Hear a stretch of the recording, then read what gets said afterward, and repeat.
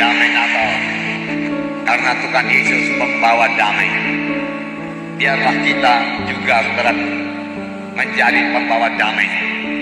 Kalau pada tahun-tahun yang lalu kita belum menjadi pembawa damai, pada penghujung tahun ini dan pada tahun-tahun yang akan datang, biarlah kedatangan kita kemana saja kita pergi, kita membawa damai. Kita membawa damai. Puji Tuhan, saudara. Kita bukan hanya membawa damai kepada anak-anak Tuhan orang Kristen saja, kita juga membawa damai, saudaraku, pada orang dunia ini. Saudaraku, kelihatannya dan nyatanya juga, saudaraku, kalau kita memiliki damai, bicara kita menjadi damai, dan mereka bisa merasakan damai yang ada pada kita. Puji Tuhan, saudaraku. Damai sejahtera daripada Tuhan. Dalam damai sejahtera daripada Tuhan, tidak ada kekerasan, tidak ada pertengkaran, saudaraku. Bahkan, saudaraku, tidak ada kritik, saudaraku. Luar biasa damai sejahtera daripada Tuhan. Biar itu menjadi milik kita. Karena untuk itulah salah satu berkat Tuhan pada waktu dia datang ke dunia ini. Bahkan damai Tuhan ini rupanya banyak sekali ditekankan dalam kedatangan Tuhan Yesus lahir di dunia ini. Di dalam Lukas 1:78-79 ini mengenai nubuat Imam Zakaria.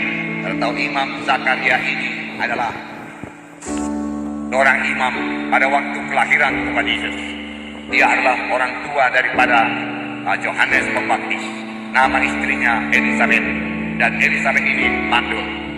Tetapi pada waktu dia melayani Tuhan dalam bait Allah, tiba-tiba Tuhan berkata kepadanya, engkau akan beroleh seorang anak, dan namakanlah dia Yohanes Pembaptis. Yohanes Pembaptis. Kemudian dia bernubuat pada waktu kelahiran Yohanes Pembaptis. Namun saya yakin nubuat ini tertuju kepada Tuhan Yesus. Saya membacakan nubuatnya, apakah yang dikatakannya mengenai Tuhan Yesus.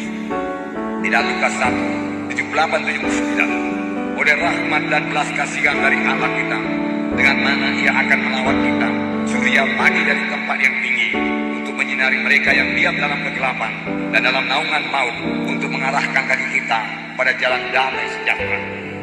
Kelahiran Yesus dikatakan oleh rahmat belas kasihan dari Allah kita, dengan mana ia melawat kita. Tuhan melawat manusia. Surya pagi terbit di tempat yang tinggi, yang membawa terang, yang menyinari mereka yang dalam kegelapan. Kalau kita mengaku, tentunya kita harus mengaku, sebelum kita menerima sebagai Tuhan dan Juru Selamat kita, kita hidup dalam kegelapan. Tetapi surya kebenaran, sinar kasih karunia Tuhan menerangi kita, yang membukakan mata rohani kita, ya kita boleh mengenal bahwa dalam Yesus ada keselamatan. Lalu kita masuk dalam terang Tuhan, dan firman Tuhan berkata, dia mengarahkan kaki kita pada jalan damai sejahtera. Jalan damai sejahtera. Pujilah Tuhan. Kenapa? Karena damai Tuhan. Damai Tuhan. Damai Tuhan. Tuhan Yesus suka damai, dan dia pemberi damai.